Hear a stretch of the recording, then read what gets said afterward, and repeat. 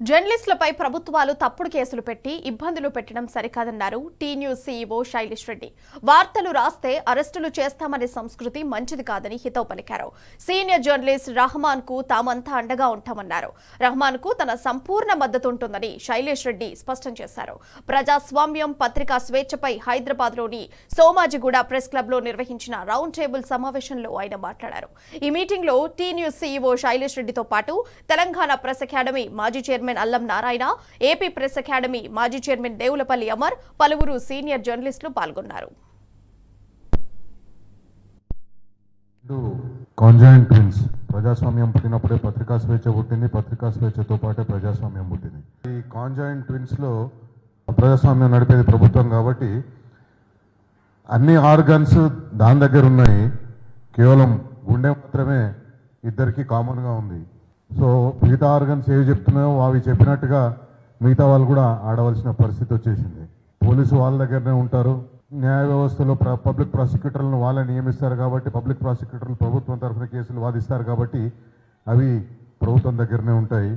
కానీ పత్రికా స్వేచ్ఛ మాత్రం మనం కేవలం ప్రభుత్వంతో ఒక గుండెను మనం షేర్ చేసుకుంటున్నాం కాబట్టి మనం వాళ్ళతో ఉన్నట్టు ఉంటుంది. ఆ ఆర్గన్స్ అన్నీ కూడా ఇంకొక ఆర్గన్ని డామినేట్ చేయాలని చూస్తుంటాయి. ఏ క్షణం చూసినా, ఎప్పుడు చూసినా, ఏ అవసరం చూసినా కూడా ఆ పత్రికా స్వేచ్ఛను డామినేట్ చేయడానికే ప్రయత్నం చేస్తుంటాయి. కానీ ఎక్కడ కూడా కలిసి పనిచేద్దాము, ఇద్దరం కంజాయింట్ ట్విన్స్, ప్రజాస్వామ్య బలోపేతం కోసం, ప్రజాస్వామ్యాన్ని బలంగా చేయడం కోసం మనమందరం కలిసి పనిచేద్దామనే భావన ఎక్కడ కూడా కనిపిస్తలేదు. ప్రభుత్వాలు కూడా ఇప్పుడు కొత్త ఏం కాదు, ఇప్పటి నుంచే కాదు, కొన్ని సంవత్సరాల నుంచి కూడా ఎమర్జెన్సీ టైంలో గురించి కూడా మనం విన్నాం. అన్ని పరిస్థితుల్లో కూడా పత్రికా స్వేచ్ఛను నియంత్రించే ప్రయత్నమే చేస్తున్నాయి. కొందరు దాన్ని పోరాడి దాన్ని అధిగమించి పత్రికా స్వేచ్ఛను కాపాడుతూ వస్తున్నారు. కానీ ఎప్పటికప్పుడు కూడా ఈ ప్రభుత్వాలు టెర్రరైజ్ చేసే ప్రయత్నాలను మాత్రం ఆపడం లేదు. జర్నలిస్టులని అరెస్టులు చేయడం, కేసులు పెట్టడం, వారిని వేధించడం, మానసికంగా వేధించడం, కేసులు పెట్టి జైల్లో వేసి వేధించడం, ఇట్లా అనేక సందర్భాల్లో మనం చూస్తూ వస్తున్నాం. తాజాగా మనకు ఒక ఉదాహరణ కొమ్మినేని శ్రీనివాసరావు గారిది. కంప్లైంట్ ఇస్తే కేసులు పెట్టిన సందర్భాలను చూసినాం మన కె శ్రీనివాస్ గారి సందర్భంలో. కానీ దురదృష్టవశాత్ ఏంటంటే ఇప్పుడు గవర్నమెంట్ ఆర్గన్సే రిపోర్ట్ చేసి మరీ కేసులు పెట్టి ఇచ్చేస్తున్నాయి. తెలంగాణలో మనం చూసినాం అనేక సందర్భాల్లో పోలీస్ కానిస్టేబుల్ ఏ పోలీస్ స్టేషన్లో అయితే కేసు రిజిస్టర్ అవుతుందో ఆ పోలీస్ స్టేషన్కు సంబంధించిన కానిస్టేబుల్ తోటే కంప్లైంట్ ఇచ్చుకొని కేసు రిజిస్టర్ చేసి అరెస్టులు చేసి తీసుకుపోతున్న సందర్భాలను మనం చూస్తున్నాం. కాబట్టి జర్నలిస్టులకు రాబోయే రోజుల్లో చాలా గడ్డుకాలమే ఉంటుంది. ఎందుకంటే మనం అనేక సందర్భాల్లో మనం చూసినాం, ఏదో రంగుల పేర్లతోటి బుక్కులు రాస్తున్నారు. Red book, blue book, yellow book, brown book, అన్ని బుక్కులన్నీ రాస్తున్నారు. కానీ ఆ బుక్కులు మన పాలిట శాపంగా పరిణమించే అవకాశం ఉంది. రెహమాన్ గారి నా సానుభూతి, రెహమాన్ గారితో కూడా మనం అందరం ఉండాలి.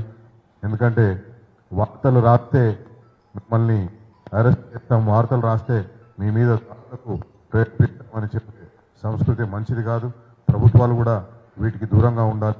కొమ్మినేని శ్రీనివాసరావుది ఒక అన్యాయమైన అరెస్టు, రాజకీయ ప్రేరితమైంది.